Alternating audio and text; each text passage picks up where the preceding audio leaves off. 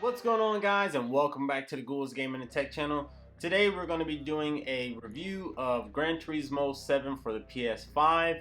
I recently got the chance to get my hands on with this game, and I gave you my first impressions video. But after playing the game for a little bit, I came to a very interesting conclusion at the end of my review. Alright, Gran Turismo 7 has been a long awaited title. The hype around it was pretty big with PlayStation. This is PlayStation's crown jewel as far as a racing game. I've been seeing a lot of clips, videos here and there of Gran Turismo, and I thought the graphics looked amazing. The cars look cool as well. So I figured I might as well dive into that game and kind of test it out and see what's up with it. What I've been missing for a decade or two since I've been away from racing games. And to my surprise, it was a great game. I'm not a major car enthusiast, but I had some very good takeaways from this game once I realized what and who the game was for. The only negative thing I will say about the game, and it's not that bad, but it was just kind of, maybe it was just my excitement to be ready to get into the game. And also, if you are a car enthusiast, your urge to get in the game, to hop in there really quick, is that the intro cutscenes, which was really it's actually two of them, they were too long. So the first one, when you first get in the game with the music and you're kind of racing around the track, that's fine. But it was a cutscene after that. You're trying to play the game, you're trying to get into it. It's like a black and white like montage of the history of vehicles and stuff like that.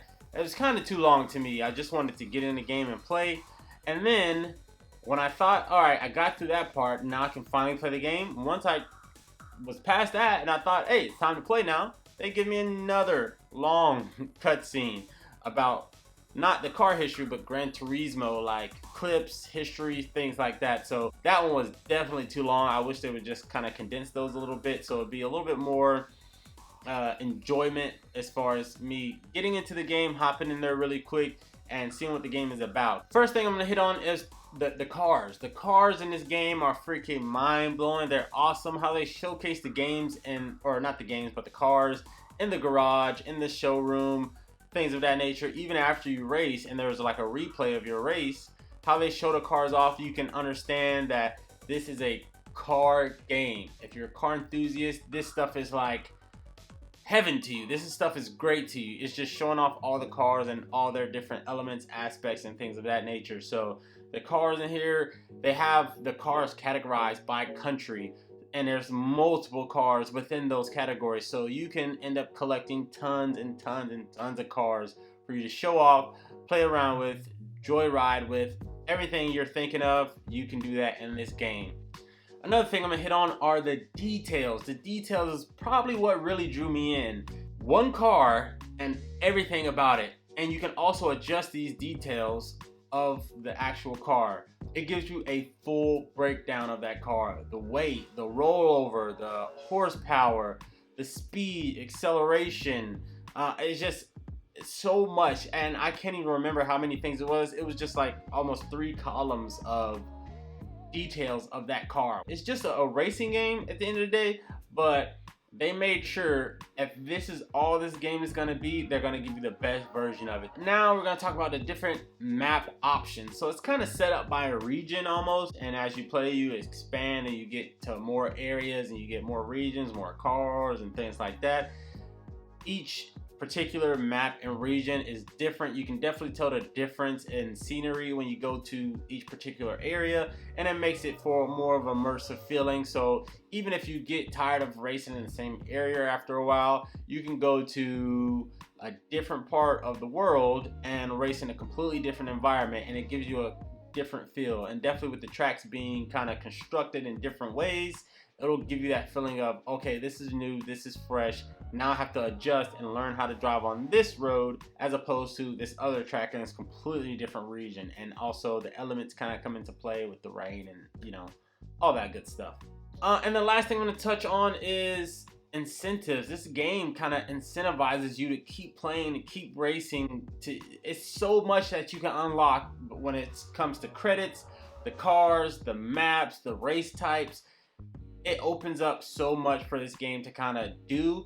So the incentives on here, even the walking, when you have a certain distance you like walked or worked out that day on the game, once you reach a certain point, they reward you.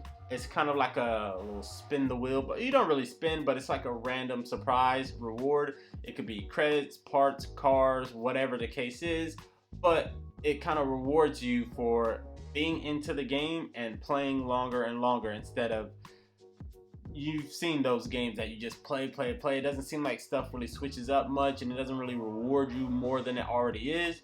So on top of the XP and everything you're earning from the regular race, once you reach a certain threshold of that workout or walking kind of experience, it will reward you with something else. So maybe it's a car in that collection that you wanted and you need it for the cafe kind of challenge thing, or you just needed some more credits to get the car that you really wanted. It incentivizes you to keep playing and keep getting into it. So my conclusion, my verdict, final verdict for this game, Gran Turismo 7 on the PS5. Remember, I am not technically a deep car guy, but I figured to play this game, and once I realized that this is for car enthusiasts and just people who love racing games, it definitely opened my mind to what I'm gonna rate this. And out of 10, I would say this game is a solid 8.5 out of 10.